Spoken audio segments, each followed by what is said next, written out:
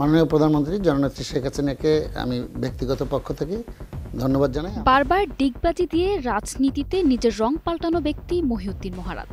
ছাত্রদলের হাত ধরে রাজনীতিতে তার আগমন, পরে জাতীয় পার্টির চেয়ারম্যান ও সাবেক এক মন্ত্রীর ব্যক্তিগত সহকারী ছিলেন।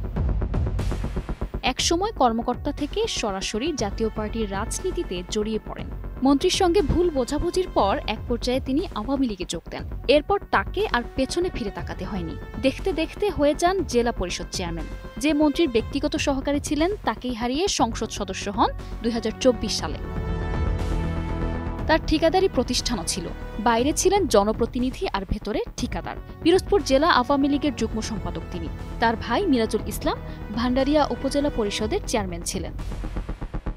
তার সেজ ভাই মোহাম্মদ শামসুদ্দিন একই উপজেলার তেলিখালী ইউনিয়ন পরিষদের চেয়ারম্যান। ছোট ভাই মোহাম্মদ সালাউদ্দিনও আওয়ামী লীগের রাজনীতির সঙ্গে যুক্ত। ৩ ভাই জনপ্রতিনিধি হলেও ঠিকাদারি ছিল তাদের মূল পেশা। শুধু মহারাজ আর তার ৩ ভাই শুধু নন, তার এক ভাই মিরাজুলের স্ত্রী শামীমা আক্তারও রাজনীতির পাশাপাশি প্রথম শ্রেণীর ঠিকাদার।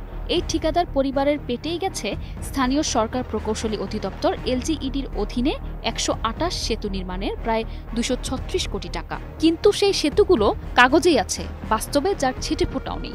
জাল কাগজপত্র দেখিয়ে প্রকল্পের অর্থ আত্মসাৎ করেছেন ঠিকাদার মহারাজ ও তার ভাই ভাবি।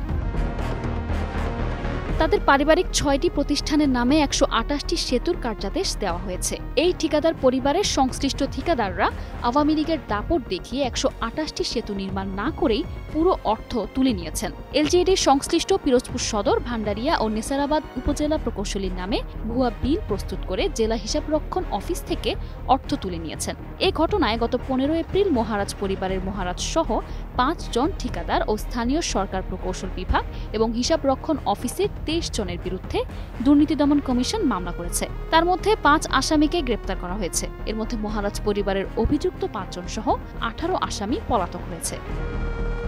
পিরোজপুর সদরের কদমতলা ইউনিয়নের পোরগোলা মাধ্যমিক স্কুল থেকে বাঘমারা আবাসন সড়কে যাতায়াতের জন্য বাঘমারা খালের ওপর সেতু নির্মাণের উদ্যোগ নেওয়া হয়। শুরুতে সেই সেতু নির্মাণের মূল্য ধরা হয় ১০,৩২,৫৬৪ টাকা। তবে বাস্তবে সেতুর অস্তিত্ব খুঁজে পাওয়া যায়নি। এখন যে কোনো ব্র্যান্ডের পুরাতন এসি বদলে নতুন ওয়ালটন এসিতে উপভোগ করুন ২৫% ছাড়। একইভাবে ২০১৮-১৯ থেকে ২০২৩-২৪ অর্থ বছরের মধ্যে পিরোজপুরের শুধু ভান্ডারিয়া উপজেলায় ১২৫টি স্কিমের মাধ্যমে ২৬৯,২৮,৯৮,০০০ টাকা ঠিকাদারি প্রতিষ্ঠানগুলো উত্তোলন করে নিয়ে যায়।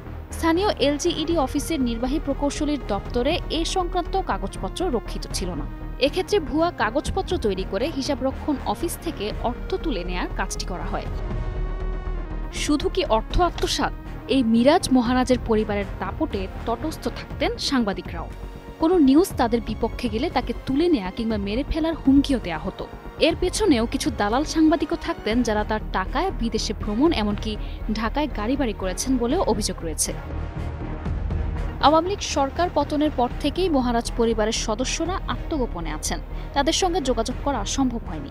এমনকি এলজিইডির পিরোজপুর অফিসের নির্বাহী প্রকৌশলীকেও খুঁজে পাওয়া যাচ্ছে না।